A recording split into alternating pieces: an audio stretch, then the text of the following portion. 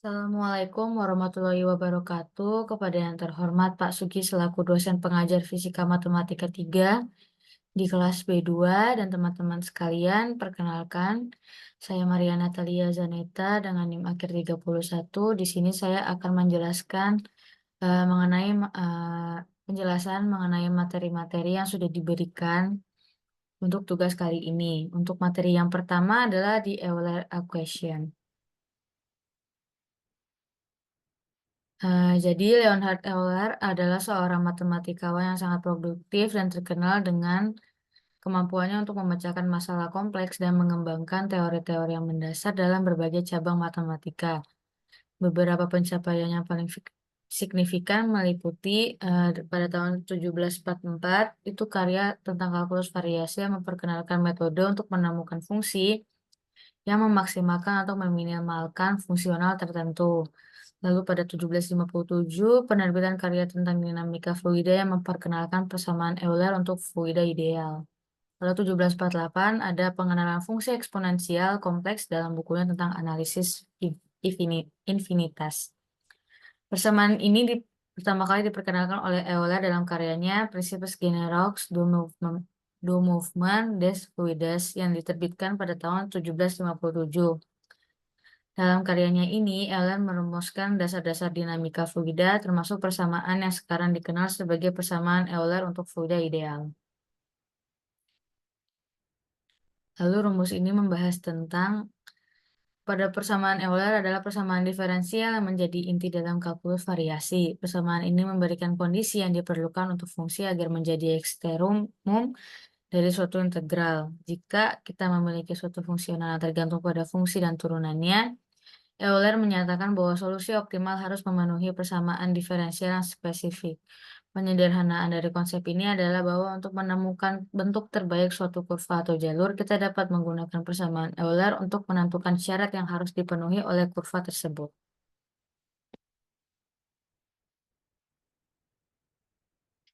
Apakah rumus ini masih dipakai?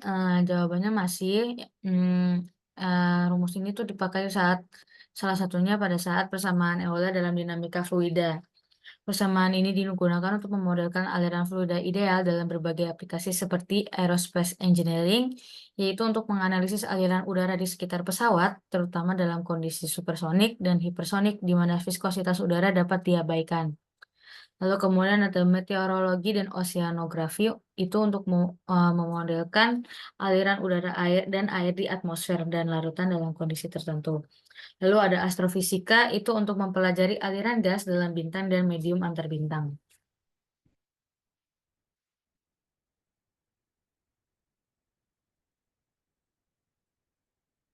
Kemudian apakah perumusan ini bisa diotomasi oleh teknologi? Jawabannya adalah iya. Contohnya yang pertama ada simulasi numerik, itu ada perangkat lunak computational fluid dynamics. Lalu kemudian ada pada saat kalkulus variasi dan optimasi, itu algoritma optimasinya seperti gradient descent, simulated annealing, dan genetic algorithms. Lalu yang ketiga ada analisis proyek dan kompleks dan sinyal, di mana perangkat lunak pemrosesan sinyal seperti MATLAB, LabVIEW, dan Python.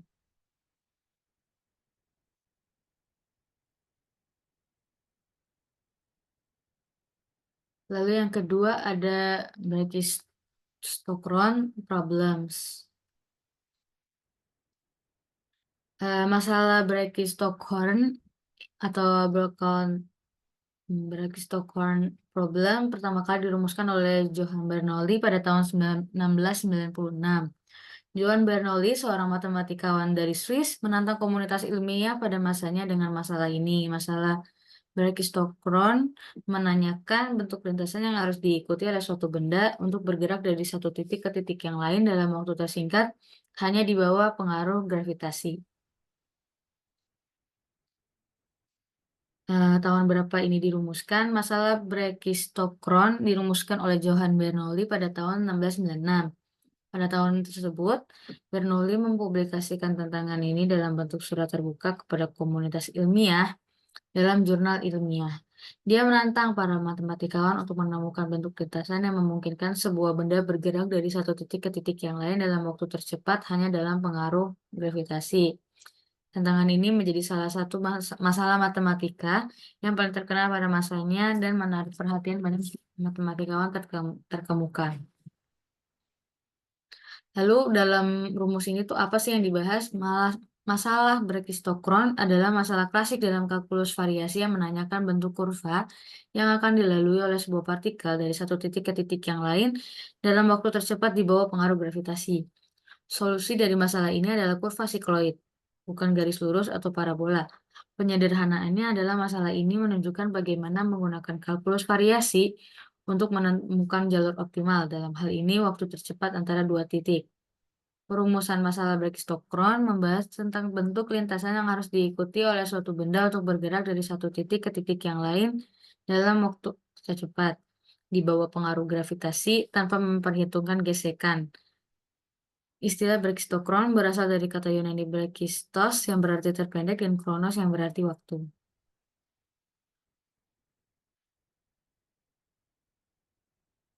Apakah pada saat kapan perumusan ini dipakai? Jadi yang pertama ada pengajaran dan pembelajaran matematika dan fisika.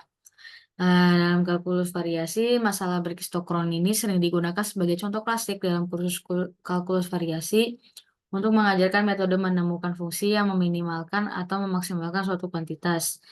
Lalu kalau dalam fisika, masalah ini membantu siswa memahami prinsip-prinsip dasar mekanika dan gravitasi. Kemudian yang kedua ada desain infrastruktur dan teknik sipil. Contohnya ada roller coaster dan taman hiburan. Lalu kemudian ada lintasan transportasi, di mana desain lintasan untuk sistem transportasi seperti kereta luncur atau tabung vakum dapat memanfaatkan konsep ini untuk meminimalkan waktu tempuh. Lalu yang ketiga ada robotika dan kinematika. Contohnya ada path planning. Dalam robotika, masalah Bragg-Stokron ini digunakan untuk merencanakan lintasan optimal bagi robot atau lengan robotik untuk bergerak dari satu titik ke titik yang lain dalam waktu minimal, terutama dalam aplikasi di mana kecepatan dan efisiensi sangat penting. Lalu yang keempat ada teknik dan desain mekanik, di mana ada optimalisasi mekanis, yang desain mekanisnya seringkali membutuhkan solusi lintasan optimal untuk memaksimalkan efisiensi energi dan waktu operasi. Lalu kemudian ada yang kelima, ada aplikasi di bidang medis yaitu radioterapi, di mana lintasan optimal sinar radiasi dapat dihitung untuk meminimalkan waktu paparan pasien sambil memastikan dosis yang efektif dan merata dan menerapkan prinsip-prinsip serupa dengan masalah Bragg-Stokron. Lalu yang keenam ada pemrosesan sinyal dan komunikasi, di mana dalam pemrosesan sinyal dan komunikasi, konsep lintasan optimal dapat digunakan untuk mengembangkan algoritma yang memaksimalkan efisiensi transmisi sinyal. Lalu, apakah masih bisa diotomasi dengan teknologi? Jawabannya bisa, di mana perangkat lunak matematika dan pemrograman matematika, MATLAB dan Maple. Perangkat lunak ini dapat digunakan untuk menyelesaikan masalah kalkulus variasi secara simbolik dan numerik. Mereka memiliki fungsi built-in yang dapat menyelesaikan persamaan Euler-Lagrange, yang merupakan dasar dari penyelesaian masalah Bragg-Stokron. Yang ketiga ada sikloid. Jadi, kurva sikloida pertama kali dirumuskan oleh matematikawan Prancis Gilles de Roberval pada abad ke-17. Meskipun Roberval pertama kali mendeskripsikan dan mempelajari sifat-sifat kurva sikloida secara mendetail, kurva ini juga menarik perhatian banyak matematikawan terkenal pada masa itu, termasuk René Descartes, Marie Mersenne, dan Christian Huygens. Lalu tahun berapa ini dirumuskan? Pertama dirumuskan oleh Galileo Galilei pada tahun 1599, di mana Galileo adalah salah satu orang pertama yang mempelajari sikloida. Pada akhir abad ke-16, Galileo tertarik pada sifat-sifat kurva dan mengamati bahwa jalur tersebut dihasilkan oleh titik pada lingkaran yang menggelinding tanpa tergelincir. Namun ia tidak menerbitkan hasil penelitiannya. Sikloid ini membahas tentang apa sih? Perumusan sikloid atau sikloid membahas tentang kurva matematika yang dihasilkan oleh sebuah titik pada lingkaran yang bergulir di sepanjang garis lurus tanpa tergelincir. Secara lebih spesifiknya, perumusan sikloida membahas tentang sifat-sifat geometris, analitis, dan dinamis dari kurva ini. Sikloid merupakan kurva yang dihasilkan oleh titik pada lingkaran yang bergulir tanpa tergelincir di sepanjang garis lurus. Sikloid memiliki sifat-sifat unik dan seringkali muncul dalam berbagai masalah fisika dan matematika, termasuk solusi untuk menyelesaikan permasalahan berkistokron. Penyederhanaannya adalah sikloid adalah bentuk khusus dari kurva yang dihasilkan oleh gerakan lingkaran yang memiliki aplikasi penting dalam studi jalur optimal dan mekanika klasik.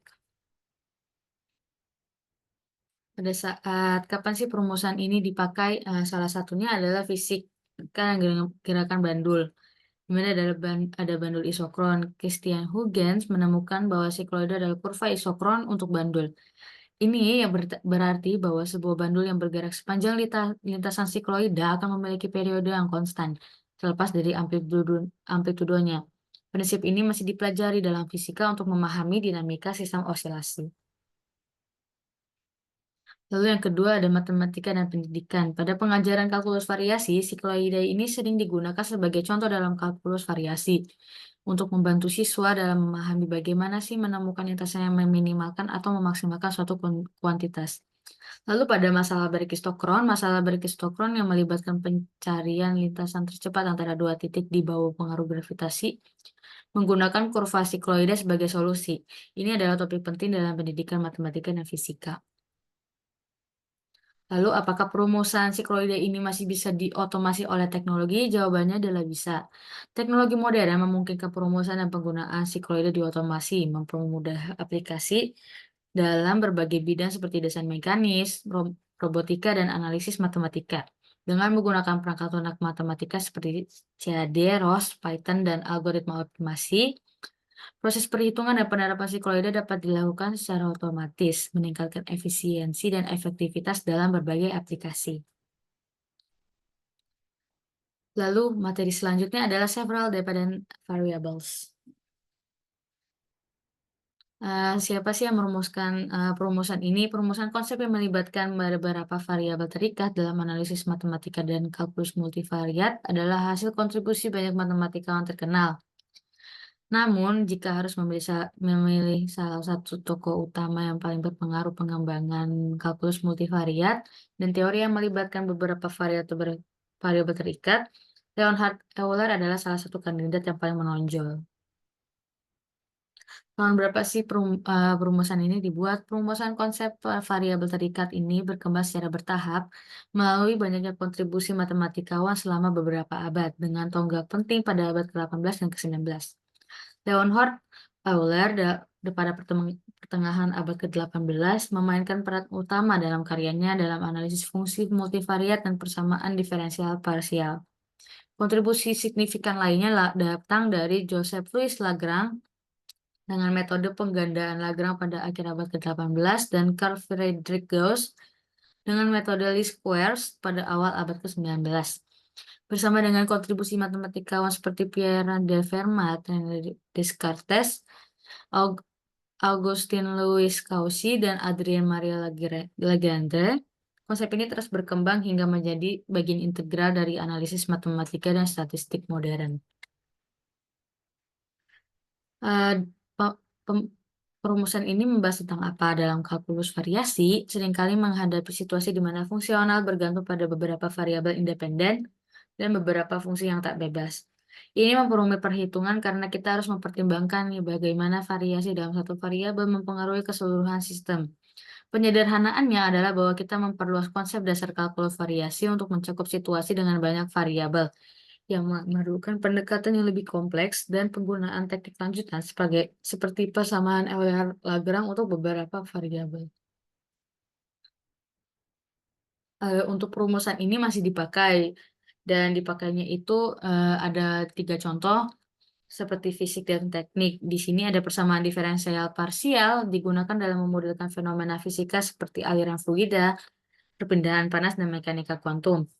Lalu ada kalkulus variasi itu digunakan dalam mekanika klasik dan teori medan, misalnya dalam prinsip aksi minimum di fisika.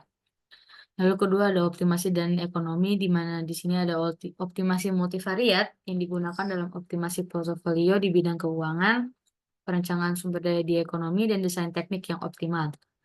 Lalu ada penggandaan Lagrange yang digunakan untuk memecahkan masalah optimasi dengan kendala baik dalam ekonomi maupun teknik. Lalu yang ketiga ada geometri dan desain mekanik. Di sini ada satu geometri diferensial yang digunakan dalam studi dalam bentuk kurva dalam ruang multidimensi, penting untuk desain mekanik dan grafis komputer. Lalu ada transformasi dan analisis Fourier, ini digunakan dalam pemrosesan sinyal dan gambar untuk analisis frekuensi dan pemrosesan data.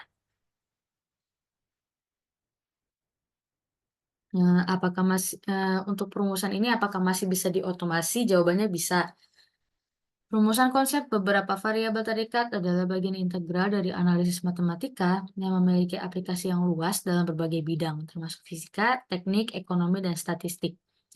Dengan kemajuan teknologi modern, banyak aspek perumusan ini dapat diotomasi, meningkatkan efisiensi dan akurasi dalam pemodelan matematis, analisis data, optimasi, dan pemrosesan sinyal. Salah satu alat utama dalam otomatisasi perumusan ini adalah perangkat lunak matematika seperti MATLAB, Matematika, Maple, dan Python, dengan pustakanya seperti NumPy, SciPy, dan SymPy. Alat-alat ini menyediakan fungsi built-in untuk menyediakan persamaan diferensial parsial, optimasi multivariat, dan analisis statistik secara otomatis, yang mempercepat proses perhitungan dan analisis. Lalu materi selanjutnya adalah Lagrange equation yang merumuskan siapa yang merumuskan persamaan Lagrange atau Lagrange equation dikembangkan oleh matematikawan dan fisikawan Italia France bernama Joseph Louis Lagrange dari tahun 1736 sampai 1813. Ia memperkenalkan persamaan tersebut dalam bukunya yang terkenal Mekanik Analitik yang diterbitkan pada tahun 1788. Persamaan Lagrange adalah salah satu kontribusi terpenting Lagrange dalam bidang mekanika klasik dan analisis matematika dan menjadi dasar penting dalam formulasi variasional mekanik. Tahun berapa sih perumusan ini dibuat? Perumusan Lagrange equation diperkenalkan oleh Joseph Louis Lagrange yang dalam bukunya terkenal yang diterbitkan pada tahun 1788. Oleh karena itu, perumusan ini dibuat pada tahun 1788. Perumusan ini membahas tentang apa? Persamaan Lagrange adalah dasar dari mekanika analitik dan berasal dari prinsip Hamilton. Persamaan ini menyatakan bahwa untuk sistem dinamis, perilaku sistem dapat ditentukan dengan meminimalkan integral tindakan yang mengarah pada persamaan gerak yang didapat dari fungsi Lagrangian. Penyederhanaannya adalah bahwa persamaan ini menyediakan metode untuk memodelkan menyelesaikan masalah dinamika dengan menggunakan energi potensial dan kinetik sistem, menawarkan pendekatan yang lebih efisien daripada hukum Newton. Apakah perumusan ini masih dipakai? Jawabannya masih, seperti di dalam bidang fisika. Ini digunakan untuk menganalisis gerakan benda dalam berbagai sistem. Lalu dalam teknik, persamaan Lagrange digunakan dalam merancang dan menganalisis sistem mekanis, kendali gerak, robotika, dinamika struktur, dan bidang teknik lainnya. Kemudian juga digunakan pada saat astronomi, dalam bidang astronomi dan astrofisika. Lalu kemudian dalam optimasi, terutama dalam optimasi terbatas di mana kendala diterapkan dengan menggunakan metode pengganda Lagrange. Apakah perumusan ini masih bisa diotomasi oleh teknologi? Jawabannya bisa secara efektif oleh teknologi modern. Berbagai perangkat lunak matematika seperti MATLAB, Matematika, dan Python dengan pustaka yang sama seperti NumPy dan SciPy menyediakan alat yang kuat untuk menyelesaikan persamaan diferensial. Lalu yang selanjutnya ada isoperimetric problems. Di sini untuk isoperimetric problems pertama kali ditemukan oleh ahli matematika Yunani kuno yaitu Zenodorus di sekitar abad ke-3 sebelum Masehi. Namun perumusan modernnya lebih formal dan abstrak dikembangkan oleh matematikawan Renaissance seperti Pierre de Fermat, John Wallis, dan Gottfried Wilhelm Leibniz. Pada tahun berapa sih perumusan ini dibuat? Perumusan modern masalah isoperimetrik yang lebih formal dan abstrak dikembangkan oleh matematikawan Renaissance pada abad 17 dan 18. Di mana ada Pierre de Fermat, John Wallis, Gottfried Wilhelm Leibniz, Leonhard Euler, dan Joseph Louis Lagrange adalah beberapa ahli matematika yang memberikan kontribusi penting dalam pengembangan masalah isoperimetrik. Perumusan ini membahas tentang apa sih? Masalah isu perimetrik mencari bentuk yang memaksimalkan atau meminimalkan suatu kuantitas seperti area dengan syarat tertentu seperti panjang perimeter yang tetap. Masalah ini memiliki aplikasi dalam berbagai bidang seperti fisika, ekonomi, dan teknik. Penyederhanaannya adalah bahwa ini adalah jenis masalah variasi di mana kita mencari bentuk terbaik atau optimal dari suatu objek dengan batasan tertentu dan sering melibatkan teknik optimalisasi di bawah kendala. Apakah perumusan ini masih dipakai? Jawabannya adalah masih, seperti contohnya ada 3 ini, ada teori variasi. Masalah isoperimetrik ini menjadi bagian dari integral untuk dari pemahaman tentang kurva permukaan minimal dan masalah variasi yang lebih umum. Lalu kemudian ada di optimasi. Dalam bidang optimasi, masalah isoperimetrik ini seringkali muncul sebagai submasalah dalam mengoptimalkan bentuk atau distribusi suatu sistem dengan kendala volume atau panjang tertentu. Lalu kemudian ada analisis fungsional. Dalam analisis fungsional, masalah isu parametrik dapat digunakan untuk memahami sifat-sifat fungsi dan ruang fungsi yang memenuhi kendala isu parametrik. Untuk perumusan ini apakah masih bisa diotomasi oleh teknologi? Jawabannya masih bisa. Untuk teknologi modern telah memungkinkan otomatisasi dan pemecahan masalah isu parametrik dengan cara efisien dan akurat. Berbagai perangkat aluna matematikanya seperti Mathematical, MATLAB, dan Python bersama teknik optimasi numerik dan pemrograman komputasi memfasilitasi penyelesaian dalam isu parametrik secara otomatis. Lalu ada materi terakhir, ada variational notation. Untuk variational notation ini pertama kali dikembangkan oleh ahli matematika dan fisikawan Swiss Leonhard Euler pada abad ke-18. Euler mengembangkan notasi variasional dalam karyanya yang berjudul Methodus Inveniendi Lineas Curvas Maximi Minimi Appropriate Gaudens yang diterbitkan pada tahun 1744. Untuk tahun dibuatnya, perumusan notasi variasional pertama kali dibuat oleh Leonhard Euler dalam karyanya yang berjudul Methodus Infiniendi Lineas Curvas Maximi Minimi Appropriate Gaudens pada tahun 1744. Oleh karena itu, notasi variasional pertama kali dikembangkan pada tahun 1744.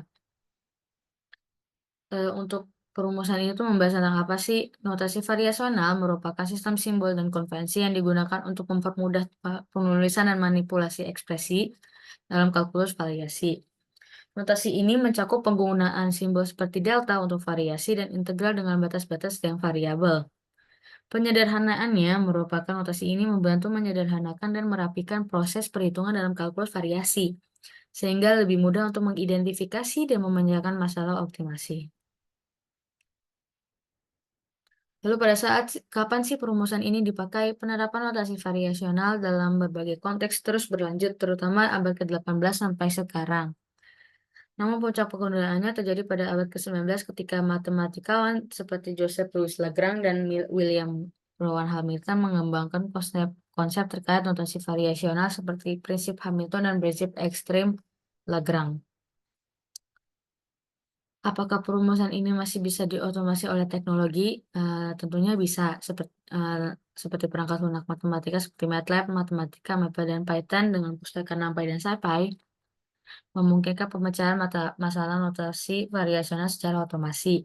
Selain itu ada lagi nih perangkat lunak simulasi seperti COMSOL, Multiphysix, dan ANSYS memungkinkan pembuatan model matematika dan simulasi sistem dengan notasi variasional. Mungkin sedemikian penjelasan terkait beberapa materi dari fisika matematika yang sudah saya jelaskan. Kurang lebihnya mohon maaf, dan mohon maaf sekali jika ada kesalahan kata. Saya Panitia Natalia Zaneta, pamit undur diri. Wassalamualaikum warahmatullahi wabarakatuh.